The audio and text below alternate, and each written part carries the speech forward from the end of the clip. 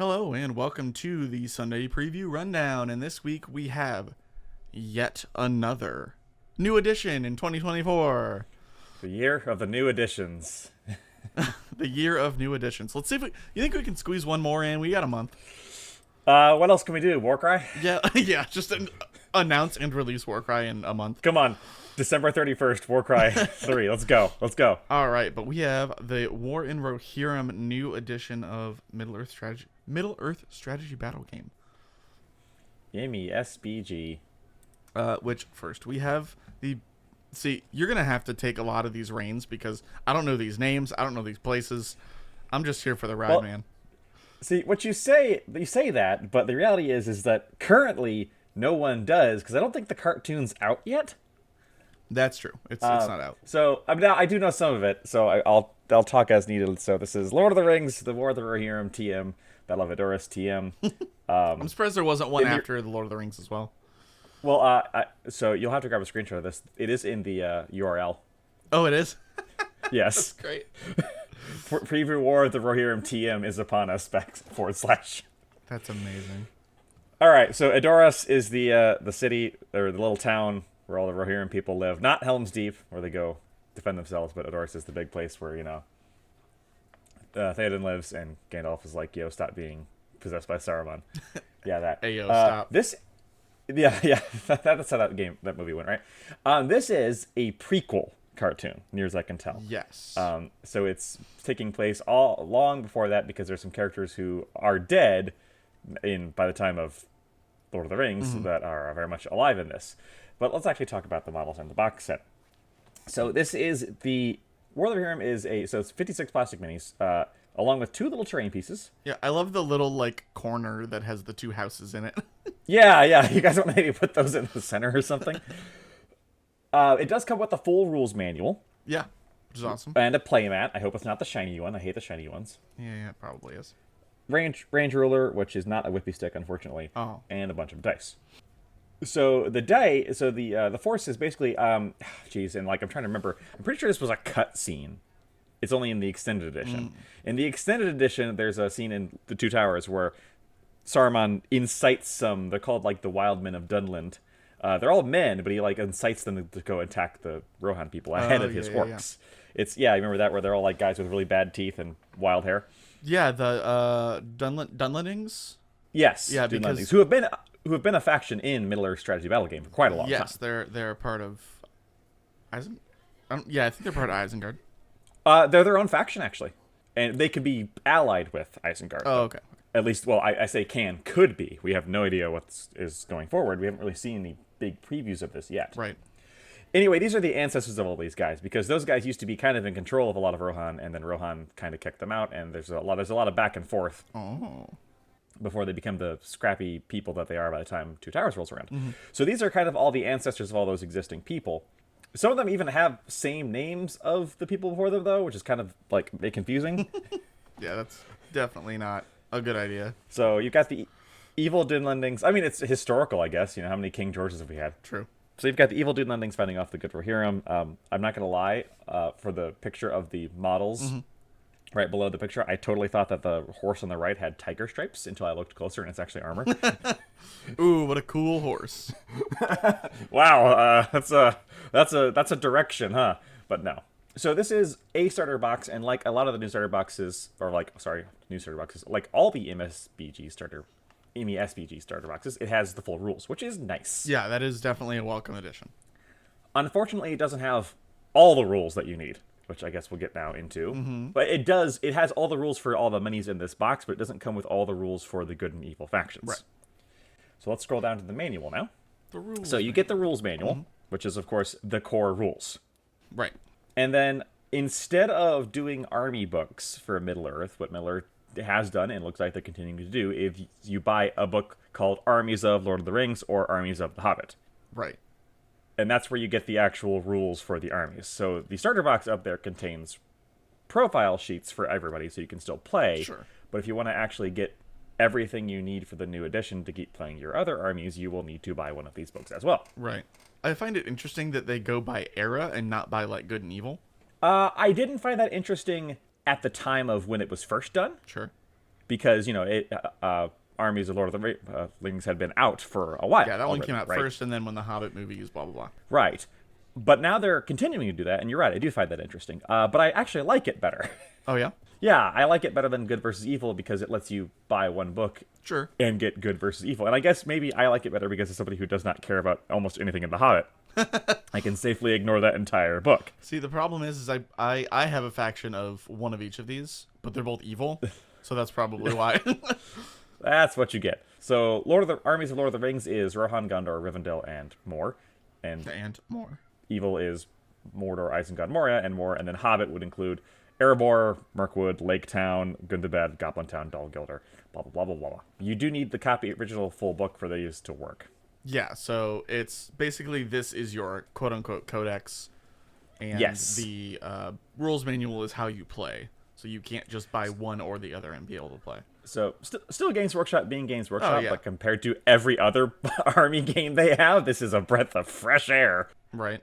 No sign of a Battles Companies book yet. I wonder if they're continuing with that format or not. That's a good question. I know they said that they wanted that to be like the default way to play, so maybe they're already in here. Maybe, but man, that I don't think that took off nearly as well as they thought it would. Oh no, you're right on that. So I'm wondering if maybe they're just kind of like quietly. I mean, it is mothballing it. 240 pages and 160 pages. These things are It's a lot. thick. It just doesn't mention battle companies at all, so Nope. I'm wondering if it just kind of like got left the heck out. We'll see. All right, and then down to some models that are not in the box, only one of whom I recognize, Oh, cool. which is Angry Buff Santa Claus. Helm Hammered Hand. So Helm Hammerhead has had rules in Middle-earth strategy battle game for a long time, and he has another. This is not his first model. I'll see if I can There find is it. Put it over here. Another older, either resin or metal model. Helm Hammerhand is Rohan's like greatest king, basically. Oh, really? Historically, yeah, he's the one who kind of made Rohan one country, primarily by wiping out the Dunelanders and getting them out of his land. So I guess we know how this story ends. Yeah. This is a resin model. Yep, it's a forge rolled resin. Oh, he's also the guy, the big horn that Gimli blows in at the end of Two Towers. Oh. Yeah, he's the one who set all that up. That's why he's called Wrath of the Hornburg, all that stuff. So The deep lore. deep lore. But yeah, this looks like a Space Wolf. Please. Yeah, it just does look like you could just use him. Yeah. He's definitely a Viking. The fact that I know it's just supposed to be fur, but the fact it looks like his sleeves are ripped off. Yeah. It looks like. And then you've got Fricka, Lord of the Westmarch, who is an evil Dunelanding. With I think that's a 6 head at this point. I think so, yeah. That is quite the forehead. Yes. Very, very highly decorated. I love that compared to Helm Hammerhand, who has like casual winter clothes and his fists. This guy is like Yes. fully decked out for war. Yeah, you gotta wonder. I mean, I'm sure the cartoon will tell us what happened, but why is Helm Hammerhand just about to throw down? Just gonna punch Fricka in the face. He's just gonna throw hands with some Dunelandings here. I mean, I'm for it, And then I actually like this model, even though it looks almost Gondorian, but he's not. He is also Rohan. What, Lord Thorn? Yes, Lord Thorn. Lord Thorn of the Wald? Yeah, it does. You're right. It does kind of look Gondorian. Not that I know much about Lord of the Rings, but yeah. He looks more noble. I guess he's kind of a bad good guy, because it says he could be included in the Usurpers of Edoras armies, which doesn't sound like something that if you, No, they're not the baddies. Everything's fine. How about beneath his noble exterior, however, lies lust for power. This is the secondary antagonist in a video game that you beat the crap out of before you get to the final boss. Yeah, exactly. Very good sculpt, though. Yeah. And then down to 2 new plastic kits for some older models. You've got Rohan Warriors, who have had models for quite a while, but these are newly updated ones, so they look quite nice. Yes, very, very nice. Looks like they're doing the same normal thing that they always did, where you kind of get a mix of warriors that you don't really interchange their weapons. Yeah, that makes sense. I do know one thing I do know is changing is that they have said that the difference between hand weapons is now disappearing. Because it used to be that whether you had like an axe or a sword or a mace or whatever really, really mattered. Yeah, you got basically an extra ability that you could use. Apparently that's all going away. Yeah. And good riddance, says I. I would hope that spears would keep the length, I'm assuming that stays the same. but we'll see. Because they even say bows, hand weapons, and spears. That's fair. Okay, so that's basically 3 options. Yep. And then same thing for the Dunelandings.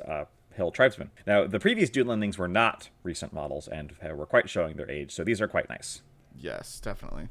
Yeah, I'm glad I didn't. I'm glad I didn't pick them up because I thought about getting the Dunelandings, but now they're getting a refresh. Yeah, because you do have Isengard, right? I do have Isengard. Yeah, it was my first faction. So, and then it doesn't announce this, but when we kind of go back to Angmar, because that was the last thing released for last edition, was the Good and Evil of Angmar, and these next two models, the Hill Troll Chieftain and the Hill Trolls, talk about, so like they're in league with the Witch King of Angmar, so they're not really, as far as I could tell, much to do with these guys up here. Right, they're like entirely separate stories. These are all forge-willed resin. They're trolls. They're appropriately ugly. Yep, they look like Lord of the Rings trolls, and I mean they're good sculpts.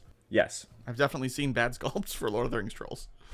I'd like to count out, both of these say, they do not have rules in either of the army supplements above and will receive a free downloadable PDF. That is very funny. So they didn't have time to get them in. And then we get another re-release, re-sculpt. Why did you paint the Great Eagles to look like seagulls? They're coming after my fries. They are. Hide your giant fries. I also love that the back one, you can't see his base at all. So he looks like he's attached to the other one. Yes. Either way, those older sculpts were kind of showing their age, so these are new and nice. They're also plastic, which is nice. Oh, yeah. Dude, plastic. These are probably going to sell just for, like, conversion purposes. Right. Well, the other ones were plastic. I'm pretty sure these are the same sculpts. It's just the base is redone. Oh, I don't like that as much. Yeah. But they were okay. Okay. Speaking of re-sculpts, or re-releases of old sculpts, sorry. They're not old. I shouldn't call these old. Yeah, I feel like these just came out. They did just come out, and they're quite nice. Yeah. This is going to be expensive. Oh, yeah. If this is one big kit, this is going to be like $350 or something like that. The last time they released a big kit like that, it was $300 plus. Wow. And that was before rampant inflation that has hit. So, yeah. Yeah, this is going to be pricey. And that's it. It's just a Lord of the Rings week. Yeah. 100% Lord of the Rings, and it's a lot of new stuff between the rules and the factions and the new models. Yeah, personally, I won't be getting any of this stuff. I won't be getting the books. I want to see how the edition shakes out a little bit before I dive in. I do have some models. I have Easterlings. Yep. And nothing from Easterlings was announced to be going away, but I kind of want to double check that nothing's getting... Yeah, obvious. Like, picking up a pre-order is really going to depend on, like, how deep you are in the game kind of thing. Right. Now, at the bottom, it does say that this coming week we'll have more articles on this new edition and new miniatures to show off, but it doesn't say if they're for Lord of the Rings or not. Good point. So, yeah, that is it for this Sunday. Let us know below if you're picking up any of the Lord of the Rings stuff. Even though I'm not, I am keeping a close eye on it because we have some local players who are... A lot of folks are in wait-and-see mode. Yeah, whenever they announce a new edition, it's always the waiting bated breath just to see what's going to happen. Well, especially for Lord of the Rings, where this game has been out and solidified for a very long time. Yeah. And there's a lot of already community engagement and stuff like that. They're small but dedicated communities. So unlike with 40k or Age of Sigmar, we would often feel that you have to swap to the new edition. If things here don't work for some reason, people will just keep playing the old one. That's true. And then it would be like a complete game. Yeah. Which is fine. For better or for worse, right? Yeah, true. So we'll have to see how it shakes out. And until we do... Bye-bye.